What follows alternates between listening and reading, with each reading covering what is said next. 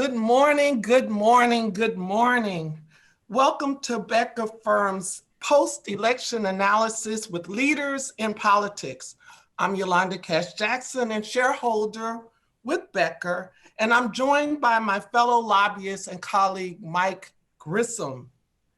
As you may know, just as a brief background, Becker is a full-service law firm with nearly 130 lawyers and lobbyists founded about 40 years ago, with offices all over Florida, New York, and New Jersey, and of course on K Street in Washington, D.C. Mike and I are part of a growing government practice, which includes local, state, and federal representation.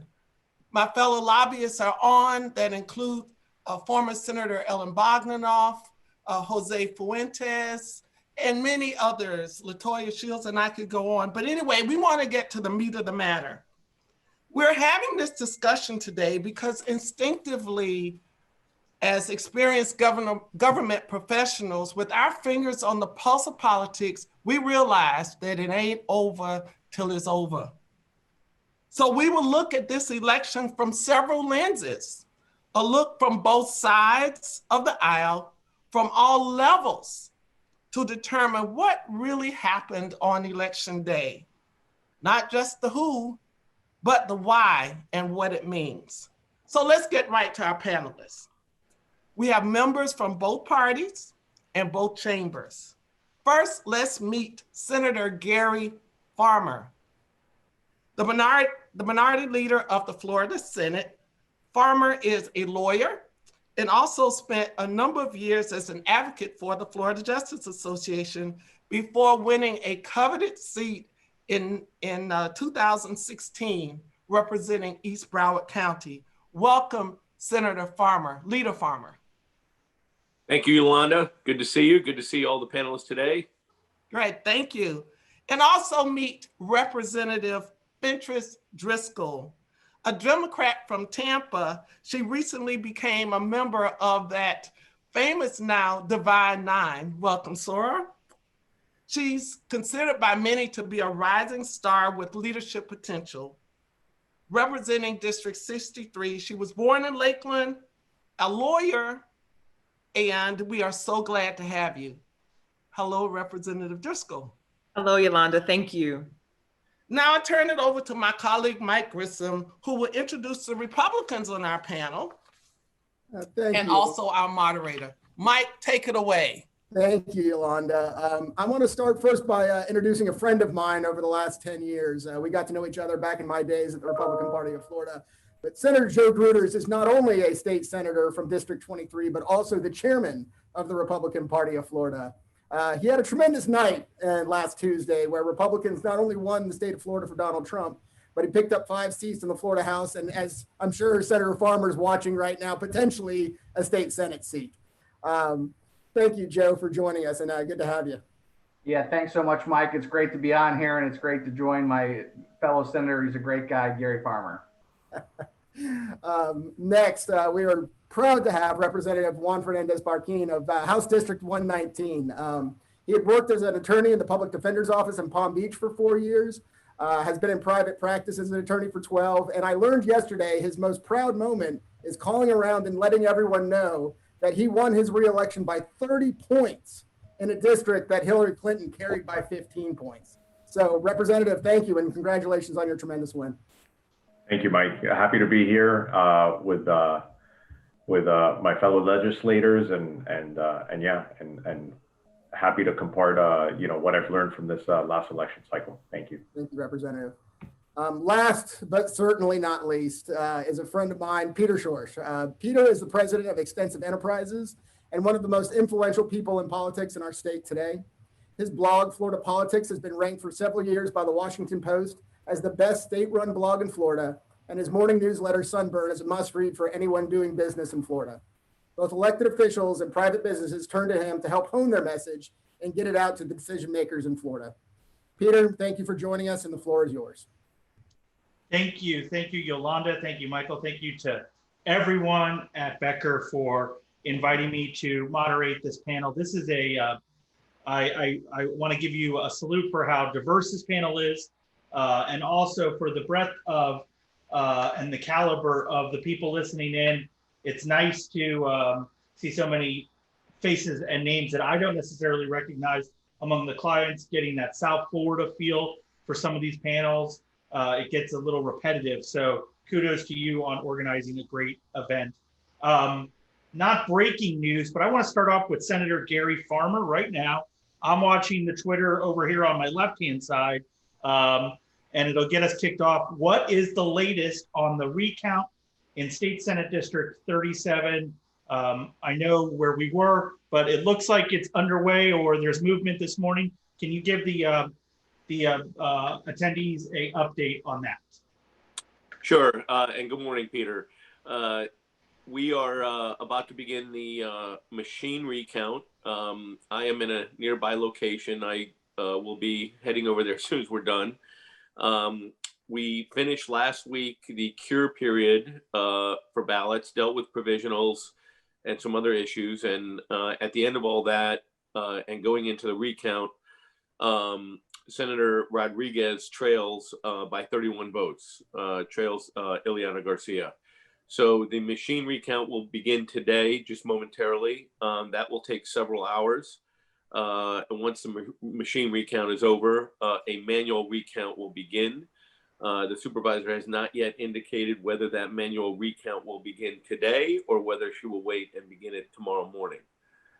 We were scheduled to begin the machine recount on Sunday, but the tropical storm coming through here pushed it back till today. So that is the latest.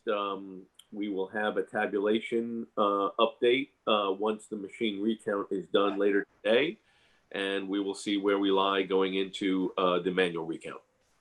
I don't know if the technical people on Becker can see this, but we have a late guest joining us. His name is Stilton Wimpson, and he's asking me to ask Gary Farmer many questions to take up a good hour or so of your time, maybe keep you afterwards for some other questions, follow up. So if we could arrange for that, we will do that. Other breaking news, so to speak, it looks like, Joe Gruters, you all are mounting up from Florida and heading north to Georgia. Can you give us an update on what Florida GOP is pivoting to in terms of what looks to be 2 recounts after they're done stuffing the ballots in outside of Atlanta? Well, thanks, Peter. And yeah, you're exactly right. Well, after the election on Tuesday, with the various questions going on in some of these other swing states, we immediately deployed staffers and our general counsel, Ben Gibson, to Georgia. That's where most of our staffers went. Some of them went to some of these other states. But it's all about now. It's trying to make sure we help out and secure these last 2 Senate seats. It looks like one of them may not go to a runoff, which is what we're hoping for. But regardless, we will be doing everything we possibly can to help the Georgia GOP and Loeffler and Perdue retain their seats. So, okay, and we'll circle back with you to hear about how you lost all that weight on the campaign trail, walking door to door. But I'm going to start off with, I think this is a fun question. This is not mine. I'm going to go to Representative Driskell on this one. Basically, Mr. James Gonzalez is asking, has Florida or any state certified election results? And I think we have an obvious answer to that. If so, why is this being called a post-election webinar? And I'll add to that and I'll ask you, is the presidential race finished? Well, thank you for the question, Peter, and Mr. Gonzalez, thank you for the question. So yes, effectively the presidential race is over and Joe Biden is the president-elect and Kamala Harris is the vice president-elect. They made history with more votes cast for them, for their ticket than any other presidential ticket in history. And I think that to the extent that what you're seeing is that there's some states that still have time to count their ballots by law, and they should count their ballots because every vote should be counted. But at this point, it's impossible for President Trump to overcome and to attain 270 electoral votes. And also at this point, the legal challenges that he has raised, they've not gained any traction because frankly, he's not raising any claims that are cognizable or anything that the courts could actually handle because they're basically bogus claims. So yes, it's done.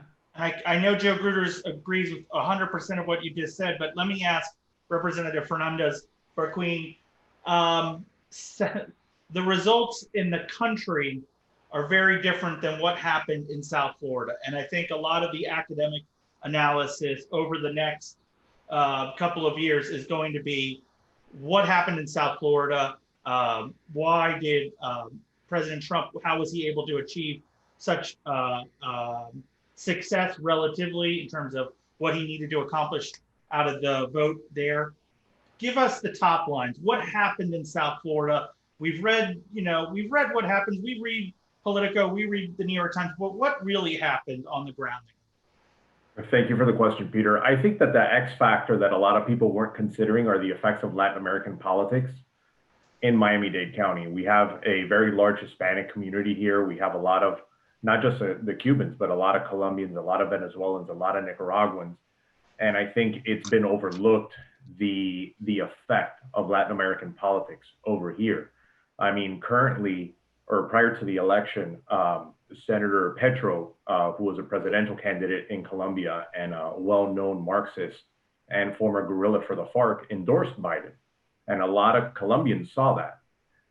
Another thing is that I believe the president of Nicaragua, Daniel Ortega, another Marxist, also endorsed Biden or openly showed support for Biden.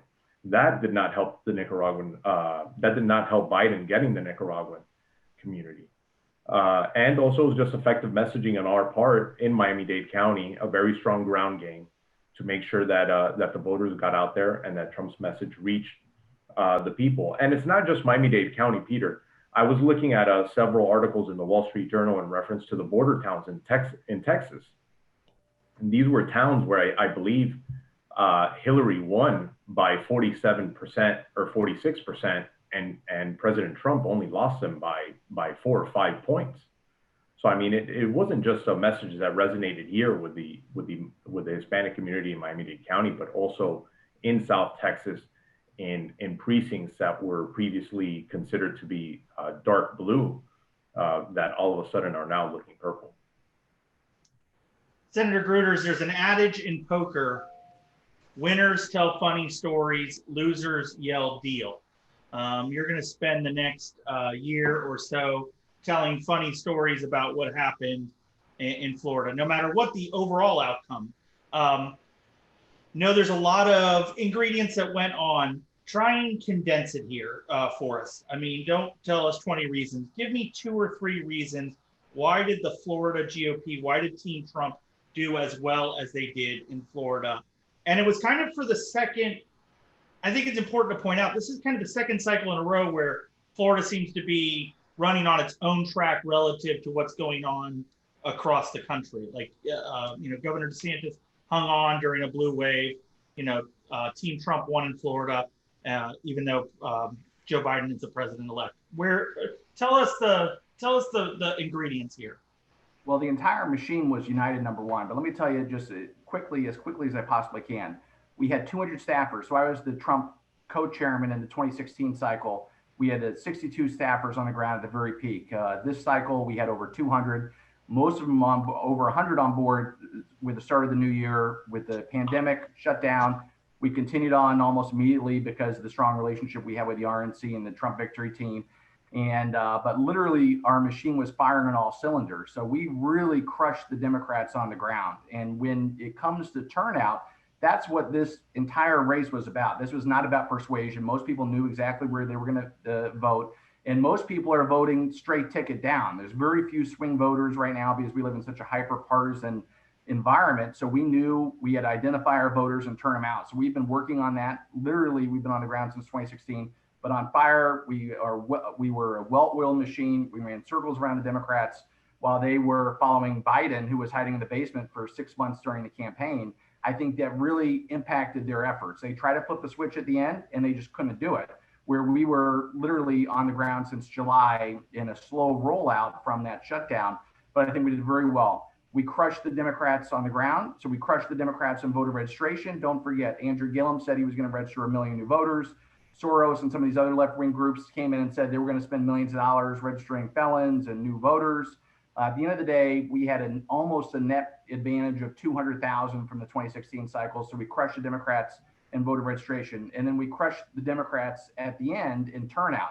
And that's what this race was. It was all about turnout from the get-go. And so you look at those three things, and then we had a secret weapon that most states don't have. And that's the fact that our campaign committees run by the Senate and the House are able to spend, probably spent $60–70 million. I don't know, I'm sure Senator Farmer could tell you the exact amount because he was on the opposite end of that. But what you have is in these swing precincts, you have our committees going in there. And like I said, we had 200 staffers on the ground, but then these swing districts around the state, both on the House and Senate side, we had doubled or tripled up on staff because of those committees. And then we had tons of get out the vote efforts, thus helping us with the turnout machine. And as a result, all of that all in with the governor's support, everybody being in unison, which helps a lot. We were able to produce record results here in Florida. And I think that it can be replicated.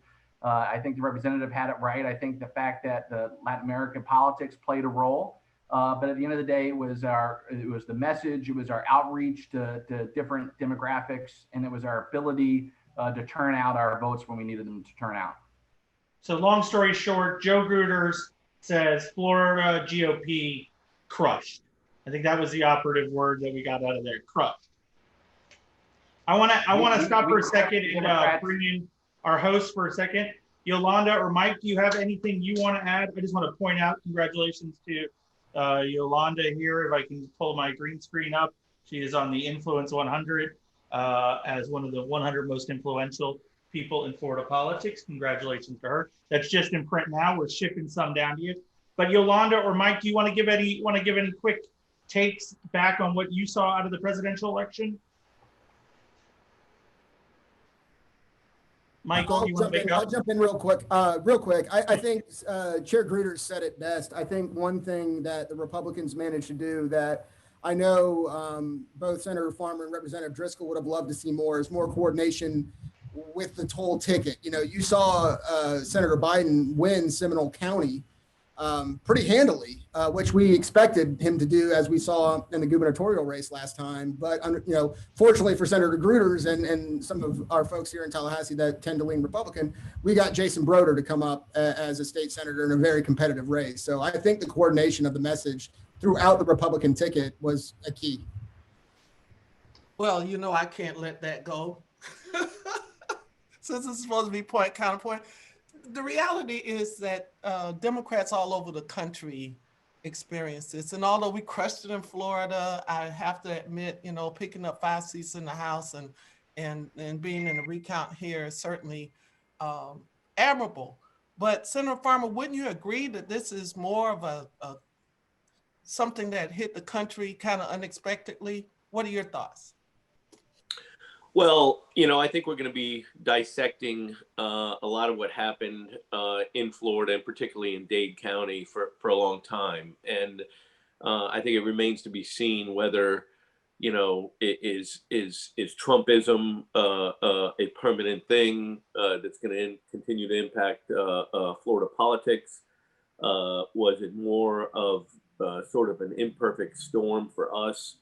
I think in many ways, it was. There's no question, I think, that my friend Senator Gruters used the word unison to describe their operations. And I think perhaps we did not have the level of cohesiveness we would have liked. I think that Team Biden was a little late coming into Florida. When you have presidential election years, the presidential ticket typically takes over certain functions. When they were late coming to Florida, I think we needed the party to step in and help with voter reg, and that really didn't happen to the level that we had hoped. Certainly, I think the Republicans had more robust field operations, and I think that was due in part to the fact that we, frankly, are a little bit the more COVID averse party. And I think some of our candidates weren't as comfortable with traditional field operations. I think some of the volunteers weren't as comfortable. And so we really, I don't think, leaned in on field the way we perhaps could have. But, you know, having said that, you know, when you go back, it's, you know, everybody's, when you're a Monday morning quarterback, you've got 100% completion rate, you know, as they say, you know, going in to think that Donald Trump would win, for example, District 39 down in Miami by 9 points. That was a 19% swing from last time. District 37, a 16% swing occurred. So certainly something was happening at the Dade County level that was different, I think, really, frankly, from the rest of the country. When you look at Hispanic votes in other states, they didn't break the same way that they did here in Florida. And I think Representative Barquin talked about it. You know, the socialism message, our proximity and so many people's close ties to so many countries in Central and South America that have experienced, you know, totalitarian dictators. They were able to tie that socialism message in a way that really resonated in Dade County more so than anywhere else. Certainly, yes. Can we get inside your head for a second? And I don't want to belabor. I feel like you're Marv Levy and we're trying to ask you, you know, why you lost the Super Bowl or something like that. And it's probably, you know, you just want to get done with the season and get done. People like me, we like to think we know what's going on, but we really don't the way you do. But so tell us, like, on the strategy, you've got the chessboard, you've got Senate District 39, you got Senate District 9, all of a sudden you got Senate District 37, and then you got Senate District 3. And there's some people in the consulting class that would say Senate President Simpson made you spend money to defend a seat you may not have wanted to spend money. Lorraine Osley versus Marva Preston, where she was just on the TV every night. She was in the mailboxes. Was that a consideration? Did you have to do a little resource reallocation into Senate District 3 that you may have wanted to put into 9, 37, and 39? No, not really. I mean, we've heard that narrative. I told you we didn't know what you were talking about. So, you know, listen, Marva Preston was on TV for months and months. She had to be on TV during the primary because she almost lost her primary. So she certainly benefited from a lot of exposure in that district, and some exposure that really didn't, you know, was kind of ambiguous as to her party affiliation and whatnot. But the thing about that seat is it's the cheapest TV market, you know, in the state. And so when you go back and look at the numbers, we had a range set on our budget for that race, as we do for all races. And we actually, you know, came well short of what our maximum potential spend was going to be there. So, I mean, did we maybe do a little bit more TV or a little bit more communication than the bare minimum that we had hoped maybe to do? A little bit, yeah, but I don't feel as though it deflected resources from our other candidates. That's interesting. Now, there were some other factors I'll talk about in a little bit when it comes to funding fragmentation that I think really impacted us and our party a great deal more than my friend Senator Gruters and his party. But I don't think we overspent for Senator Osley. Senator Gruters, for the record, he's actually sitting on a pile of money right now so that he gets a better angle on the Zoom camera. Representative Driskell, congratulations. You have just been selected chairperson of the Florida Democratic Party for the next election cycle. You won by default. Give us 3 things, tangible things that the Florida Democrats can do between now and November 2022 to get back into fighting shape? The first thing is to not lose hope, because it was a tough night on Tuesday. Peter, you and I were on a panel on that night, and I don't know if you noticed, but my smile went from about here at the beginning of the night to about here at the end. And I think that our party has to do a few different things. The first is we have to get really, really introspective and think through our party structure and how we're going to do things differently. You know, you asked earlier, there was comment earlier, I think, about Biden having been in the basement for months. You know, the COVID-19 pandemic took everybody by surprise. And I think that, you know, everybody was trying to do the best that they could with the information that they had. In retrospect, we've got to get up our ground game. Point two is we've got to get better. It's not even just so much messaging. I'll say we have to get better at messaging, because if you ask 10 Democrats 10 things that the Democratic Party stands for, you might get 10 different answers, right? Or 100 different answers, I guess that would be. So we have to get better with messaging. But I think part of getting better at the ground game is being able to engage in that hand-to-hand combat and try to push back on some of those campaigns of misinformation, frankly, that were going on around the state. Because to try to tie Democrats to socialism, you know, it was more than a stretch. It was misinformation. So we got to get better at that. And then the third thing, I think we have to learn from what went right also, which may be a surprising thing to say, but you consider Andrew Learned's seat in House District 59, and that he was able to hold that after Rep. Hattersley vacated that seat. In 2016, that was a seat that previously was thought to be unflippable, right? Like there's some seats that we were able to hold, like Rep. Geraldine Thompson's seat and Rep. Goff Marcell's seat. So there's some things that we got right. So I think we need to revamp, figure out our messaging, get clearer on that, and then also learn from what went right and try to amplify that as well. All right, so right now we are about halfway through. We're gonna pivot to some policy, if that's okay.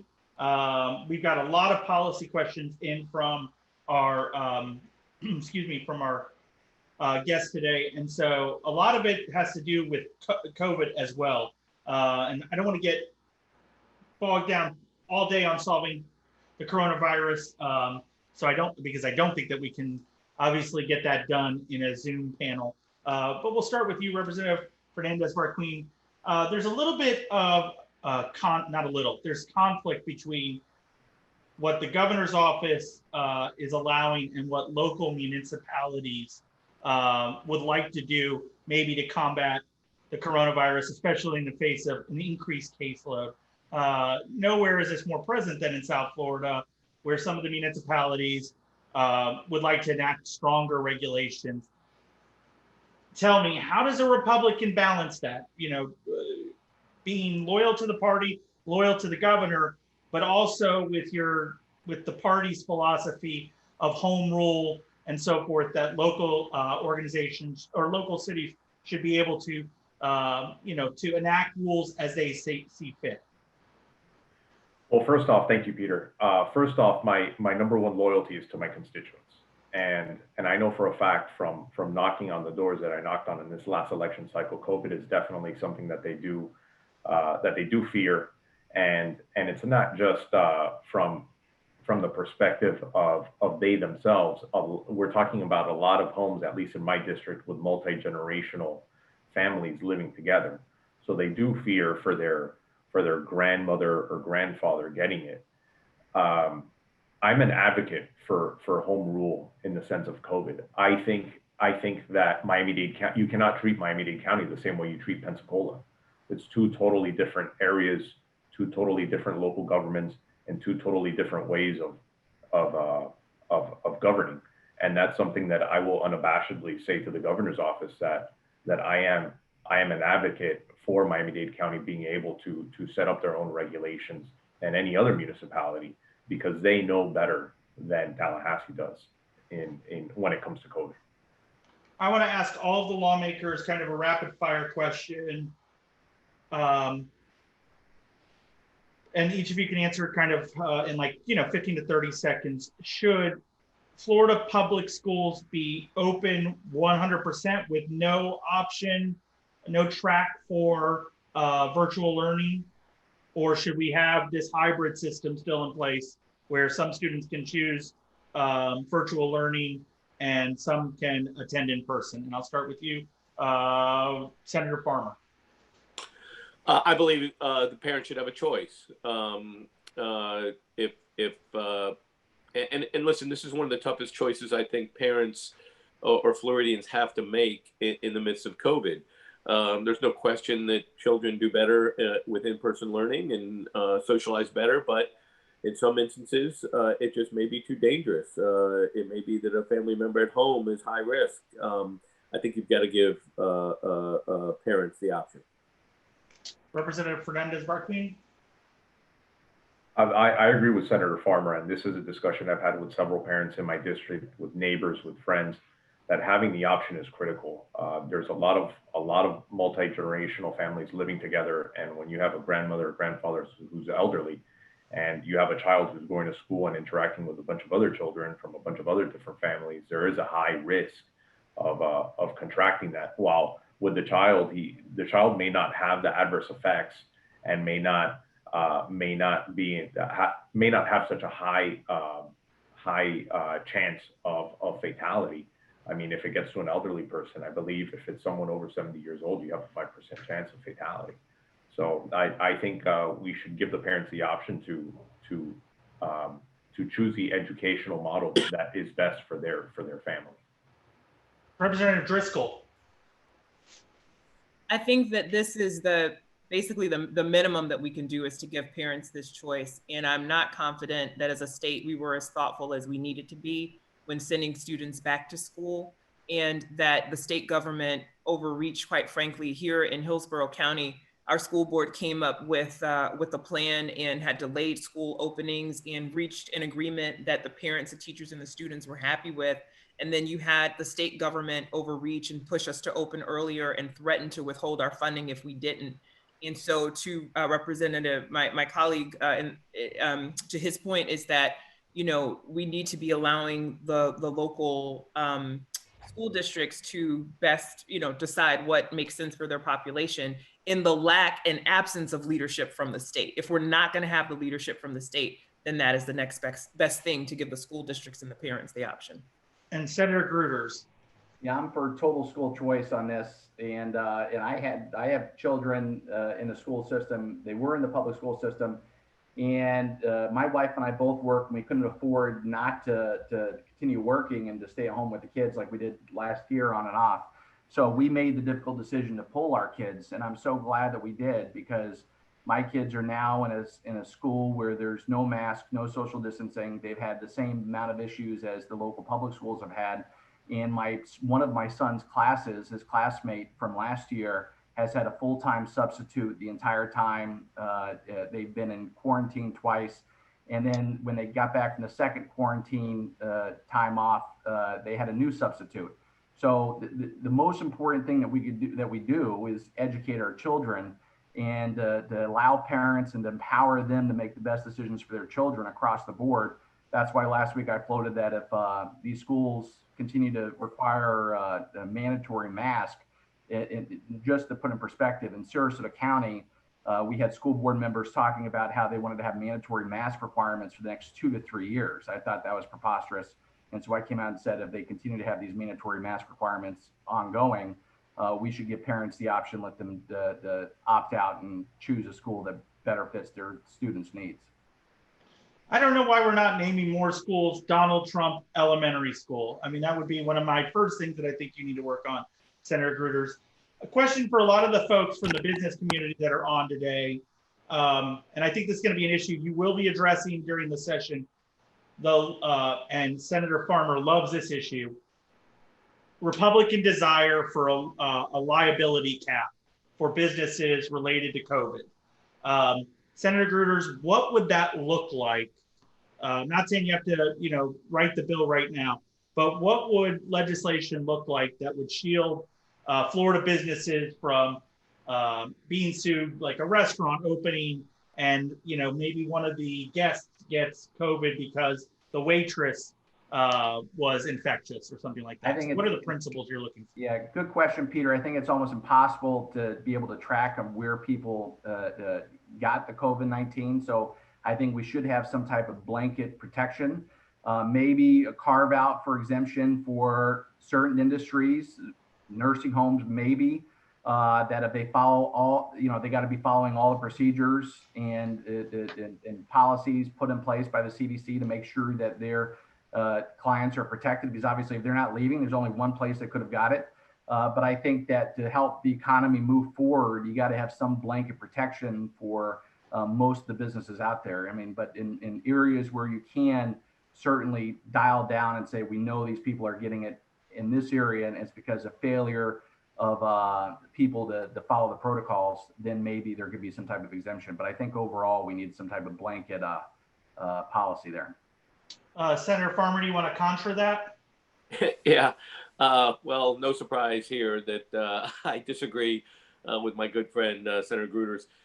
Listen, the court systems are set up to make determinations on liability, and they do it all the time in a variety of different circumstances. You do not see a rash of lawsuits happening on COVID anywhere in this state or really anywhere in the country, to my knowledge. I looked at it. We looked at it here in Florida. You mentioned it, Senator Gruters. It's so impossible to determine causation, right? When you have a lawsuit, you got a duty, breach, causation, damage. The causation part here is how do you prove that the person got the COVID at, restaurant X and not at the park, at school, at this or at that.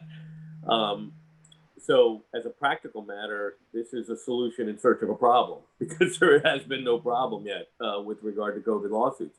But you shouldn't do blanket immunity because then you're going to eliminate that small percentage of cases where maybe you can't prove that a particular business or particular person or entity was negligent in allowing the virus to spread.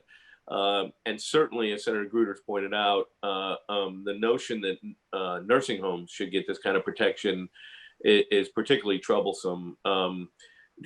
These residents don't go anywhere. They are in the nursing homes. The nursing home is being paid specifically to take care of the patient.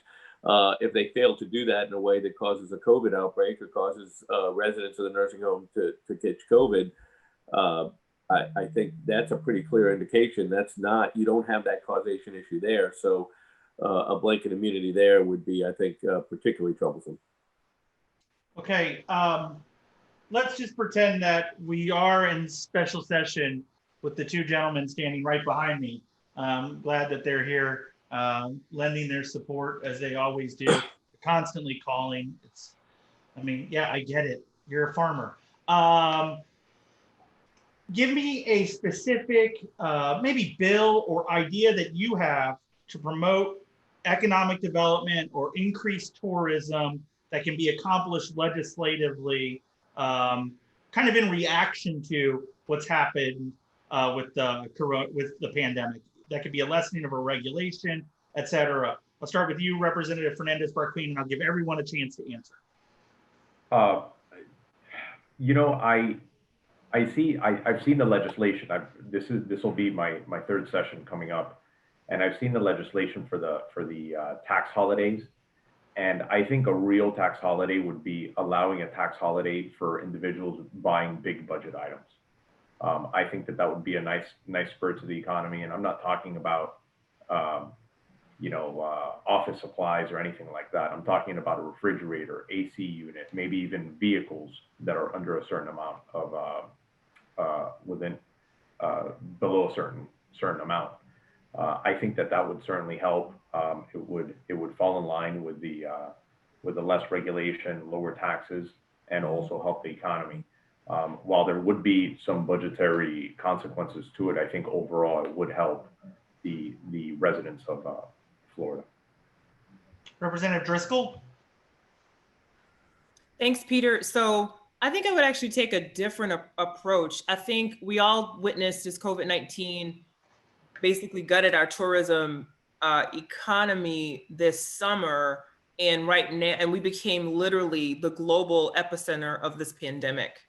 And I think Florida has a lot to do in the way of repairing its reputation and demonstrating to the nation and to the world that we actually take this seriously and can get this under control.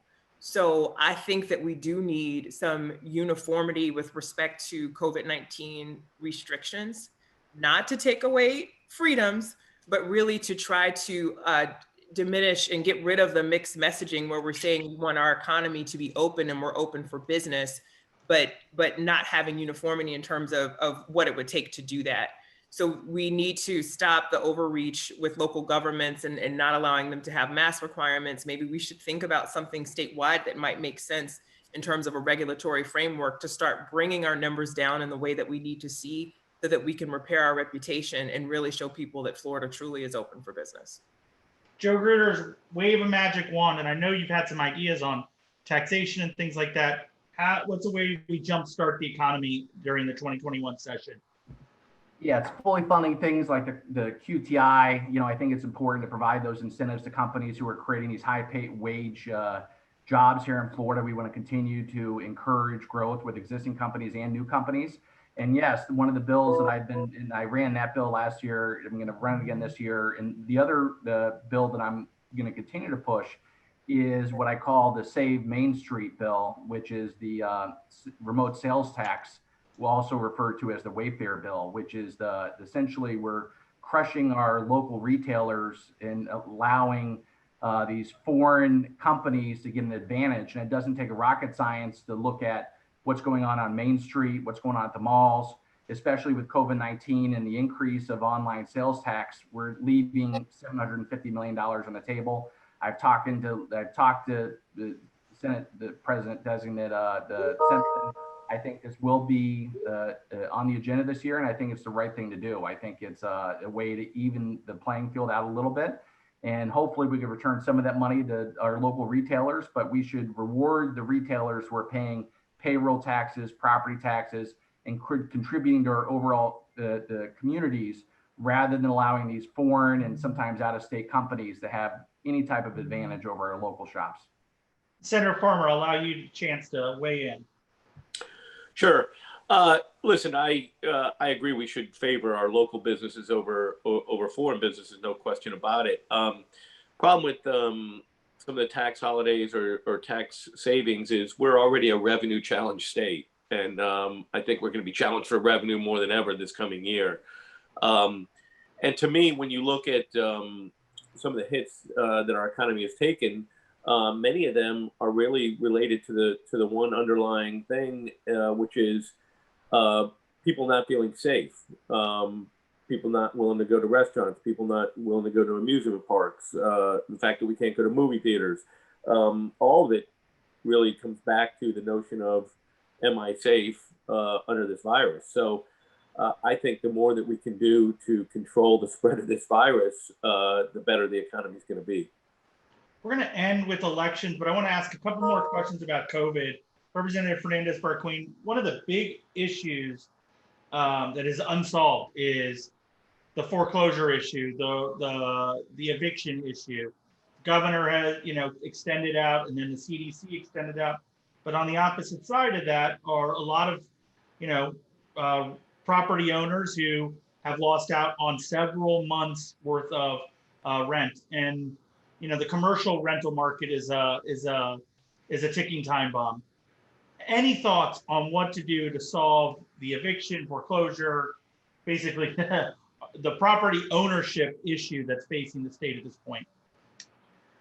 Well, Peter, I think that there should be some sort of discount considered for a lot of these landlords who and this would be further cutting into the budget of the local budget, is some sort of discount for property taxes or something along those lines should be considered. I mean, there's a lot of constituents in my district specifically that we're not talking about Donald Trump style ownership of real estate, but we're talking about a lot of older individuals who had one or two other residential units that they were renting out that was supplementing their income besides their Social Security that they were receiving. And then now all of a sudden they've been in this financial crunch, and not just for 1 or 2 months, but we're talking about 6, 7, or 8 months now. So I think you know, in retrospect, I think we could have gone about the eviction, the foreclosure moratorium, and the halt on evictions another way. But I mean, hindsight's 20/20. But I think some sort of, and I think that there is a plausible argument that the moratorium in and of itself is a taking by the state, and there could be eminent domain implications. I mean, I've handled several eminent domain matters, so I think that that's something that a lot of people aren't considering, is that. But I think ultimately some sort of discount, some sort of compensation for property tax, a discount on property taxes or something along those lines would probably be a quick fix. But I mean, not. Representative Driskell, do you have any ideas to solve this ticking time bomb? Ticking time bomb is right, Peter. And I have to tell you that, you know, and this transcends party lines, but since we left session in the COVID-19 world, our staff has been working so hard handling constituent claims when it comes to unemployment. You know, if I can't convey to you the emotion and the sadness that you experience as a public servant when you have a constituent on the other line who's crying and who is suicidal because they don't know how they're going to pay their rent or provide food for their family because they've lost their job due to COVID-19. So the crisis is real. I mean, you know, I pushed for extending the moratorium a couple times over the summer. Now that the state moratorium has lapsed, we do still have the CDC's ban on evictions that provide some protections, but it's a real mess. And I think in order to kind of figure this out, it really boils down to what more relief can we provide to families and to Florida businesses. And to me, that traces back to the CARES Act dollars. The states received about $5.8 billion in CARES Act dollars. You know, what is the status of that money? Where has it been spent? What are the plans for spending the rest of it? I don't think there's been enough transparency and accountability to understand what's happening with that money. And we need to, I think as a legislature, push for that accountability from our executive, from the governor's office, and try to make sure that we're getting families and businesses the relief that they need so that we can get our state economy back on track. All right, let's hit the politics and elections. Breaking news, Donald Trump has not conceded since we started this panel 15 minutes ago. I know that comes as a surprise. Joe Gruters, we're going to put you on the spot. I know you got to toe the line. How does this all end? Where we are right now, and I'm going to ask you specifically, who gets sworn? I want to answer to that first question, and who gets sworn in as President of the United States on January 20th, 2021? I think whoever's certified as the winner, and we have to wait for these states to decide. Every legal vote should count, and people on both sides should agree. You know, the media, you know, the media's called it, but listen, the media's been against Trump the whole time. Listen, do I think that the president's going to be able to pull it out? I think he's going to have to get an inside straight. I think it's a very difficult path to win re-election at this point. But is there a chance? Yes. Should he explore all opportunities? Yes. Should he wait until all the states have certified their results? Yes. Until that happens, states are still counting votes. I think let it play out. We gave Al Gore 37 days in that contested race. He conceded at the beginning and then he took it back. The president's never conceded. And I think once these states start certifying the results, then you're going to see if the president does not win, I think there'll be a peaceful transfer of power, unlike when the Democrats unmasked him and his team and went after him from the minute he won. I think we will treat the next president with the level of respect we could all hope that everybody should receive. Senator Farmer, there's the argument apples and oranges, and maybe you can take Senator Gruters behind and talk to him about apples and oranges and the fact that we have 4 states and a much larger count here, and that Florida was 1 state and 537 votes. But I'll leave that to you all to settle as colleagues. Senator Farmer, how does this all end? Well, I was one of the butterfly ballot lawyers back in 2000, and it was 537 votes that determined the overall presidency. One state, 537 votes. As you alluded to, Peter, we've got 4 states here, margins of tens of thousands of votes. This election is over. And at this point in time, 4 years ago, you might have seen me shaking my head at my friend Joe's comments there a second ago. 4 years ago, Obama had already met with Trump at this point in time. Biden had already met with Pence.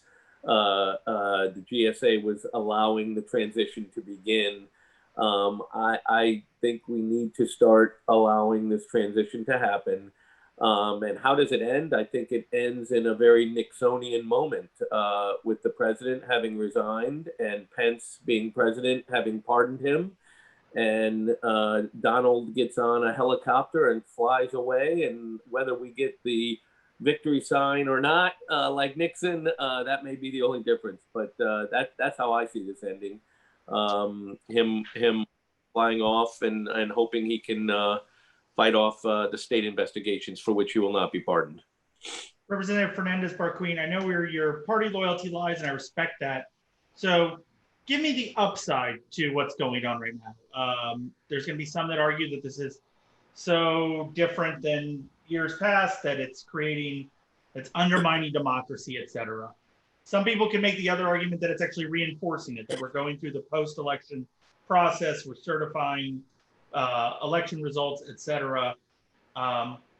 Where do you see it as? And also, you represent a community which you articulated at the top of the hour, where socialism and by extent authoritarianism was on the back of some of those people's minds as they voted.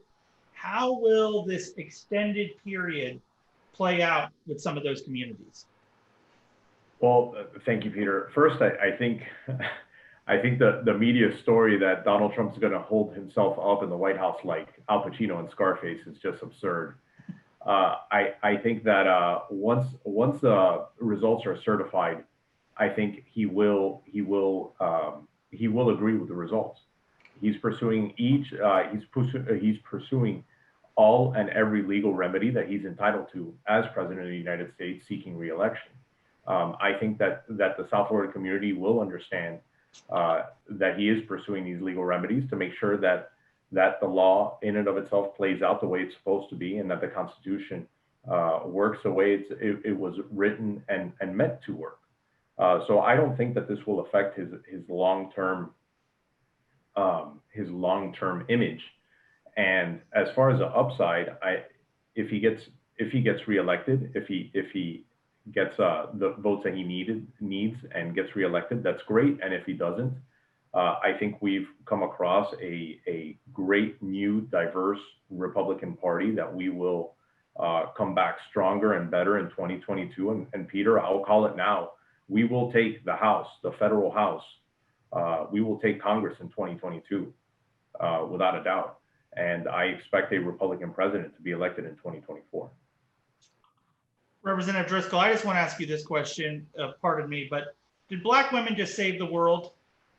We did, Peter, like we do every day. And thank you for asking the question and for highlighting that, because the soul of Black women really is the soul of this country and the conscience of this country. And I just have to comment on a couple of things that I'm going to take some license right here and comment on a couple of things, because I think my colleagues are being far too generous to the 45th president of the US.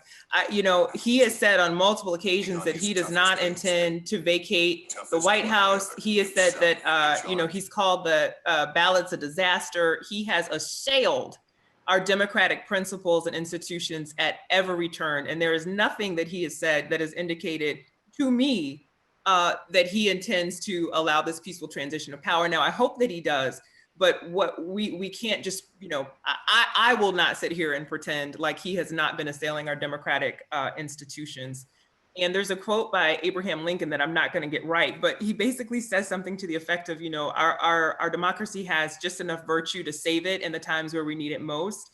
And I'm glad that so many Americans rose up and exercised their right to vote. To me, that's the upside, right? That people felt engaged in their democracy, like they had a choice and a decision to make. They used that agency at the ballot box. What it demonstrates to me, frankly, is that Florida is a bit out of touch with the rest of the nation.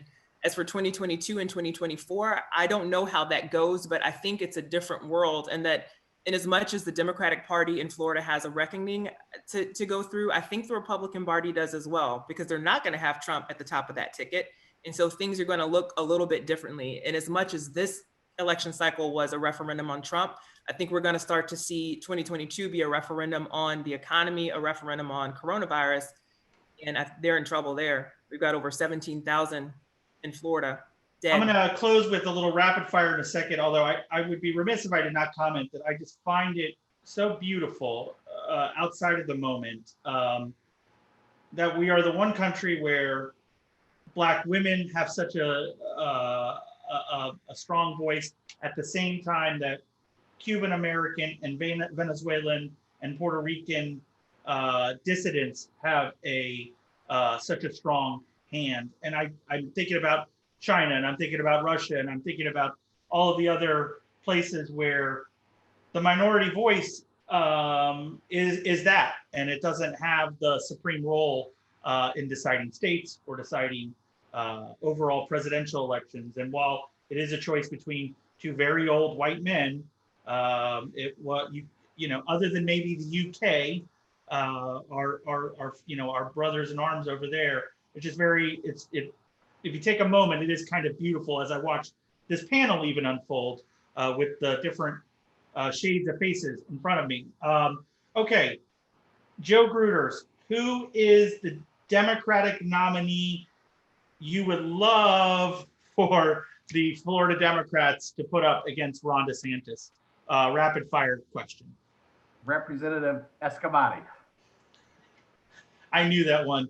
Senator Farmer, will there be new legislative districts in time for the 2022 election? That's our job. That's what we're supposed to do. So I believe there will be. Representative Fernandez-Barquin, will Republicans hang on to congressional districts 26 and 27 after 2022? Yes. And Representative Driskell, one more time. Did Black women save the world? We did. And it was not only two white men, old white men on that ballot. You also had Kamala Harris, who just made history as the first woman vice president-elect, first Black vice president-elect, and first Asian American vice president-elect. And I think that's something we should all be proud of, looking at how far our country has come. All right, my name is Peter Schorsch. You can check me out at floridapolitics.com. You can see me after dark at Peter Schorsch FL, usually cocktail in hand on Twitter. That's where I get into a lot of trouble. I get usually called to task by the governor's office the next day. I really appreciate Yolanda Cash-Jackson and Michael Grissom for having me host this panel. Thank you everyone for tuning into this. Thank you very much. I'm going to wrap up here for the Becker team. Peter, thank you so much for moderating it. Yolanda, you did an amazing job opening us up. Thank you to our panelists. I have been a part of a lot of webinars over my years. I thought this one was one of the most interesting and just back and forth that we've had. And I think Peter might agree with that after what he told us yesterday. But thank you all for joining us. This was a real pleasure for us to put on. We like doing it for everybody. Thank you to all of our panelists. Once again, you guys were outstanding. And if you need anything from Yolanda or not, you know how to get to us. And thank you all for joining us today. Thank you. Thank you, guys. Thank you, guys. Everybody. Thank you.